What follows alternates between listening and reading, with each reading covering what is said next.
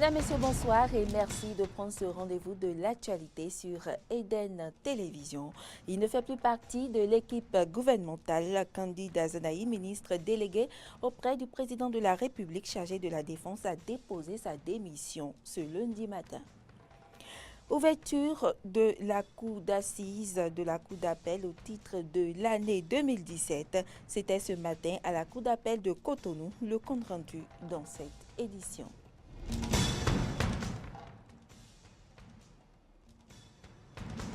Et puis, mieux appréhender la problématique de l'emploi des jeunes au Bénin, c'est l'objectif que s'est fixé une équipe de la rédaction d'Eden TV qui a investi Glodjigbe, un arrondissement de la commune d'Abomey-Calavi. Vous y découvrirez différentes activités génératrices de revenus à Glodjigbe.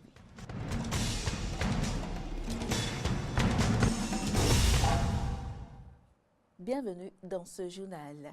Coup de tonnerre politique à Cotonou. Il était 8h24 ce matin quand le ministre délégué à la Défense nationale, Amon Marie-Candide Azanahi, a rendu sa démission au président Patrice Guillaume Atanas Talon. C'est sur sa page Facebook que le président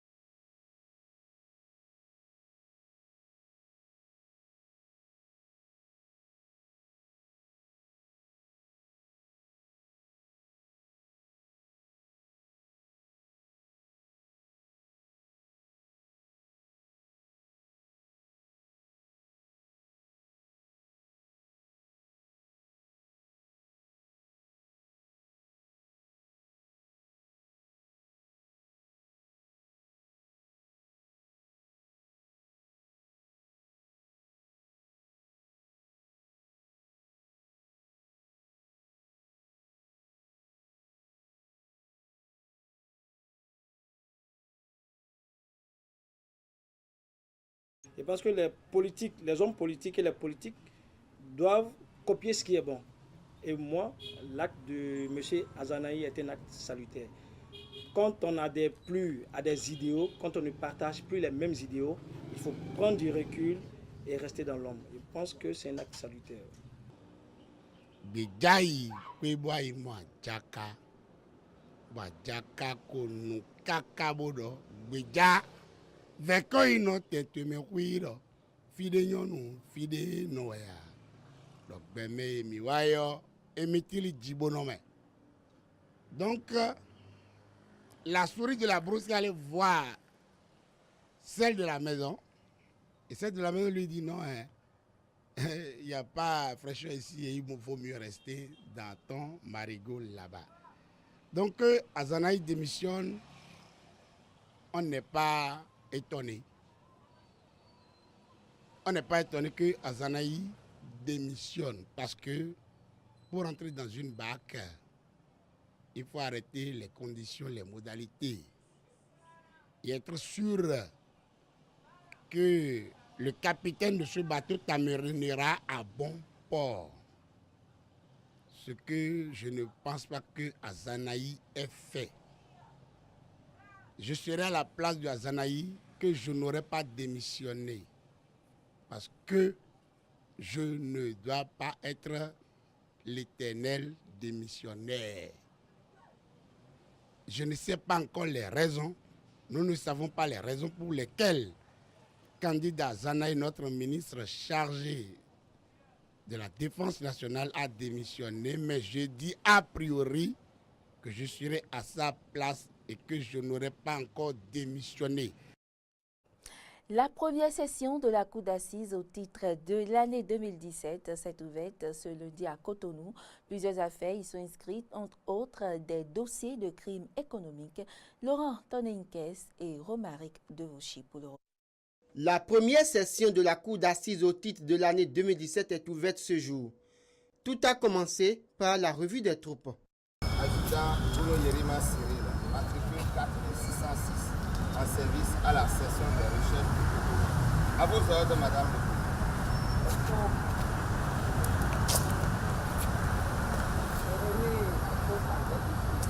le Ensuite suivra le discours inaugural de Séverine Bakpé, présidente de la Cour d'appel de Cotonou.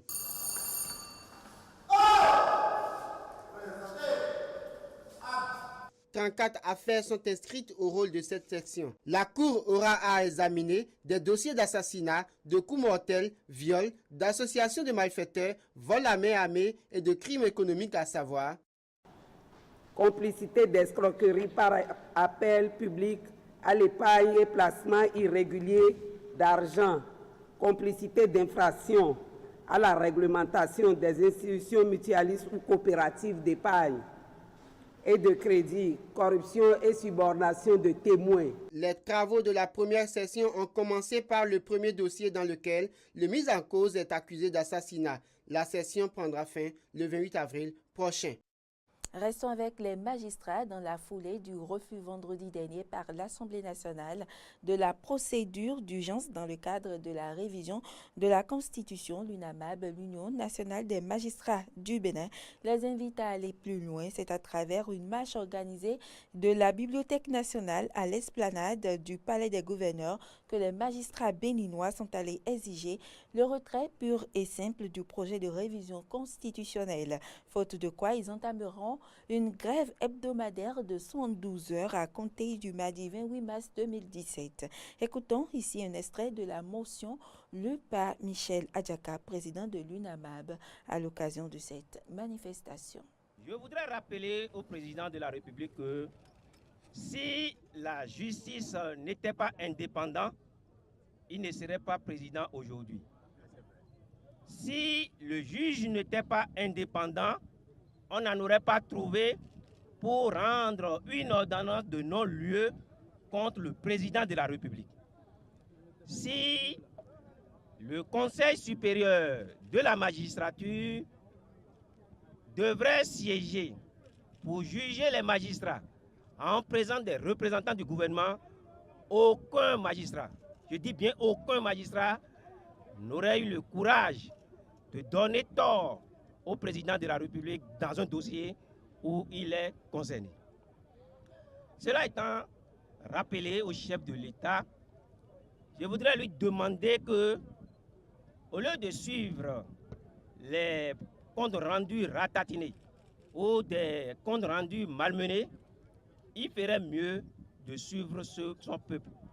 Il est l'émanation des luttes sociales. Quand on devrait l'appuyer, quand les forces sociales, les jeunes, les travailleurs, parce qu'il a proposé un projet de société attractif, on souhaitait l'appuyer, il n'y avait pas de force politique majeure à ses côtés.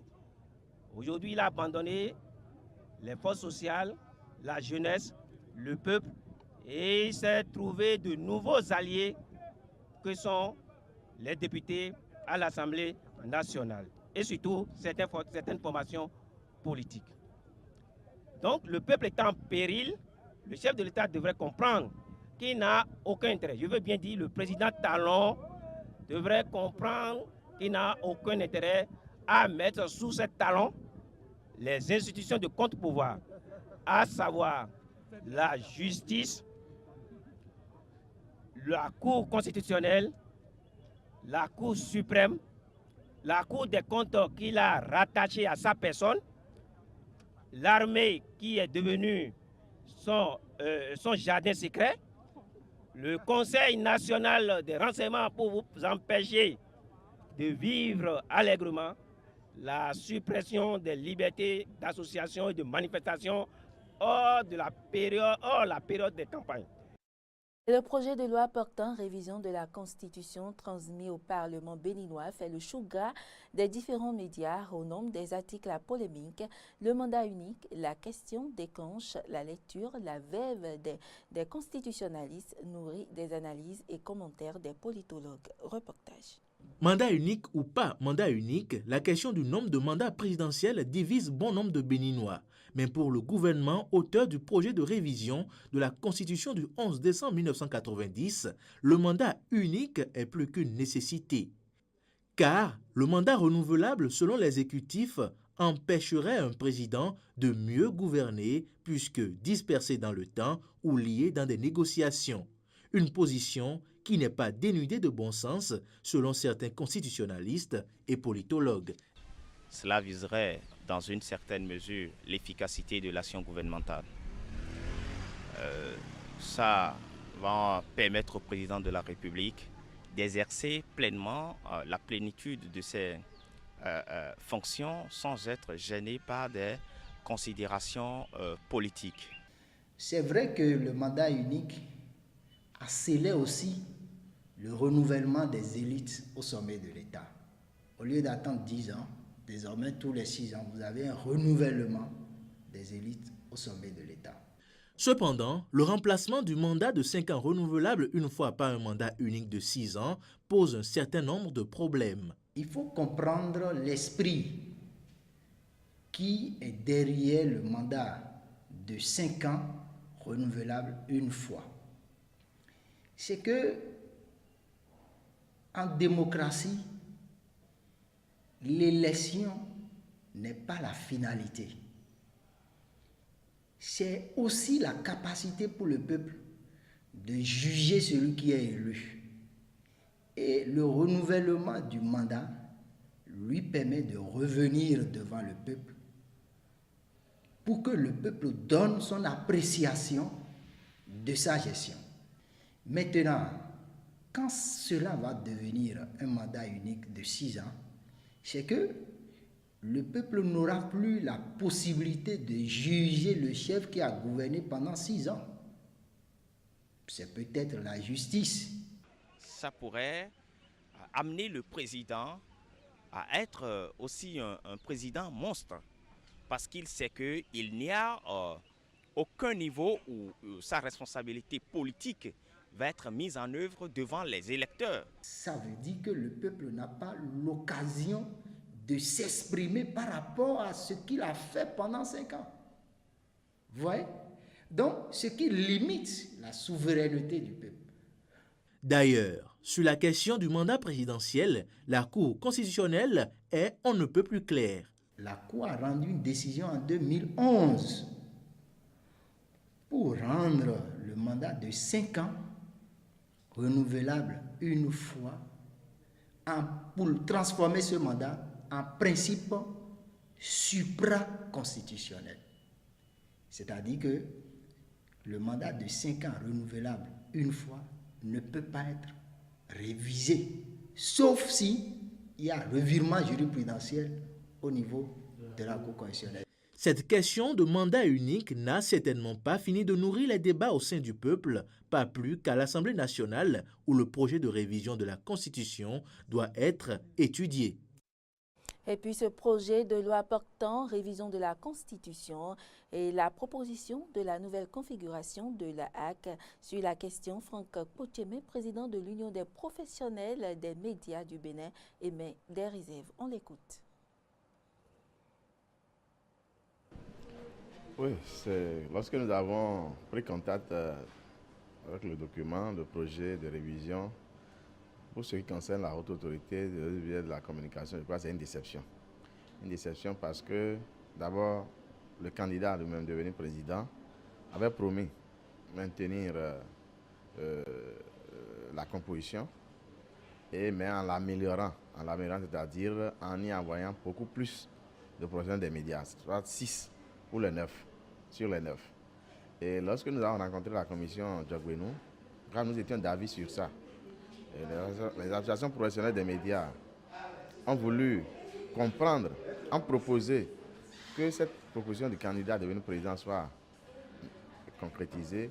Et nous avons même apporté une amélioration, à savoir qu'il faut que le président soit élu parmi les conseillers professionnels des médias. Mais à l'arrivée, au lieu de 9, nous constatons qu'on parle désormais de 5. Et en plus de ça, on dit que le président sera désigné par ses pairs. Qui sont les pairs? qui sont les pairs là qui vont désigner le président de la RAC. Je crois que nous ne sommes pas du tout d'accord avec cette proposition et nous attendons que les débats puissent être lancés réellement. Déjà au niveau du Parlement, je crois que les députés comprendront. Ouais, c'est comme on dit par exemple, la Cour constitutionnelle passe de 7 à 9 sans qu'on ne nous dise les raisons qui ont sous-tendu cette nouvelle composition. Donc de la même façon, il faut que les gens soient convaincus d'abord avant de voter. S'ils ne sont pas convaincus, ils vont maintenir le statu quo, on l'espère. En tout cas, la Cour constitutionnelle sera là également pour veiller au greffe. Autre information dans cette édition, la question de l'emploi des jeunes devient de plus en plus préoccupante au Bénin. À Golodjigbe, un arrondissement de la commune d'Abomey-Calavi, contrée située à environ une quarantaine de kilomètres de Cotonou, des jeunes nantis de divers diplômes n'échappent pas à la réalité du manque d'emploi. Pour s'en sortir, ils se remettent aux petites activités de revenus. C'est du moins ce que précisent Ibrahim Orunam et Denis Maouya. Nous souffrons trop. Nos jeunes souffrent trop à Golodjigbe. Il y a beaucoup de notre jeunes qui ont des diplômes en main et qui n'ont pas de job à faire. Voilà une réalité qui semble a priori spécifique à une localité, mais qui pose de façon générale la problématique de l'emploi au Bénin. Une situation que vivent les jeunes de Golodjigbe, un des 9 arrondissements de la commune d'Abomey-Calavi. Les jeunes n'ont pas en tant que telle d'activité comme ça parce que la grande masse des jeunes ne sont que des chômeurs. L'État ne peut pas embaucher tout le monde, mais il peut créer des activités et recruter. On ne dit pas nécessairement à l'État de recruter tout le monde. Contrairement à certains jeunes qui préfèrent la facilité, ceux de Golodjigbe savent comment pallier le problème. Et ils n'ont pas croisé les bras, ils sont en train de se débrouiller. D'autres sont retournés à la terre, ils font des champs d'ananas, d'autres champs de manioc, et d'autres l'élevage, et d'autres qui font zem, et d'autres sont agents de liaison et les centrèves et autres là, pour pouvoir un temps soit peu subvenir à leurs besoins. Toutefois, il lance cet appel aux dirigeants de notre pays. Je vais dire par la voix de l'Eden TV que les autorités de notre commune d'Abomey-Calavi n'ont qu'à venir au secours des jeunes de Golodjigbe. Nous lançons l'appel au gouvernement de M. Patrice Talon de nous aider et que les activités de l'aéroport vont démarrer bientôt et qu'il n'a qu'à profiter par là pour qu'il puisse insérer la majeure partie des natifs de Golodjigbe dans des diverses sociétés qui seront installées bientôt. La construction de l'aéroport de Golodjigbe, dont les travaux préparatoires ont été lancés le 10 mars 2017, pourrait être un début de solution au problème de l'emploi des jeunes de Golodjigbe en particulier et ceux du Bénin en général. Et puis, hors du Bénin, privés de nourriture, torturés et violés derrière la macabre reconstitution du 3D des conditions de vie dans une prison syrienne, accompagnant un récent rapport d'Amnesty International, se cache un laboratoire de recherche, le Forensic Architecture. Reportage. Aucun journaliste ni observateur n'a jamais mis les pieds dans cette prison syrienne. Pourtant, une équipe d'architectes londoniens a réussi à mettre au point ce modèle sur la base de témoignages et d'images satellites. L'idée, utiliser l'architecture pour faire la lumière sur les conditions de détention des prisonniers de Saïdnaya. Ces gens qui ont vécu ces situations traumatisantes ne sont pas forcément habitués à ce genre d'environnement en 3D, mais ils s'y intéressent très vite et ils veulent l'explorer, parler de leur expérience et contribuer à ce modèle. Les équipes de Forensic Architecture et d'Amnesty International ont rencontré d'anciens détenus à Istanbul. Ils les ont interrogés sur l'orientation des ombres, mais aussi sur les sons entendus pour comprendre la structure du bâtiment. Plongés dans la pénombre, leurs facultés auditives étaient décuplées. Saïdnaya est une prison silencieuse. Il y règne un silence grave. Les prisonniers ne peuvent pas parler librement à voix haute. Ceux qui haussent le ton sont susceptibles d'être punis ou battus. Ce cabinet s'est fait connaître lors de la publication d'un outil interactif décrivant une intense journée de bombardement à Rafah en 2014. Pour le directeur, dans un monde où les conflits deviennent de plus en plus urbains, le prisme de l'architecture devient essentiel. Les preuves sont inscrites sur les bâtiments. Vous pouvez lire sur les murs d'un bâtiment détruit pour comprendre comment cette destruction s'est produite. D'un autre côté, de plus en plus de citoyens filment ce qui se passe autour d'eux.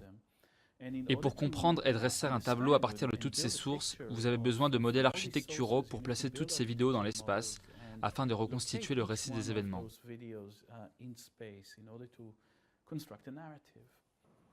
Eyal Weizman et son équipe espèrent que cette nouvelle discipline fera des émules et un jour peut-être aidera la justice internationale à faire condamner des criminels de guerre. Mesdames, Messieurs, ce sera tout pour ce soir. Merci pour l'attention et à demain.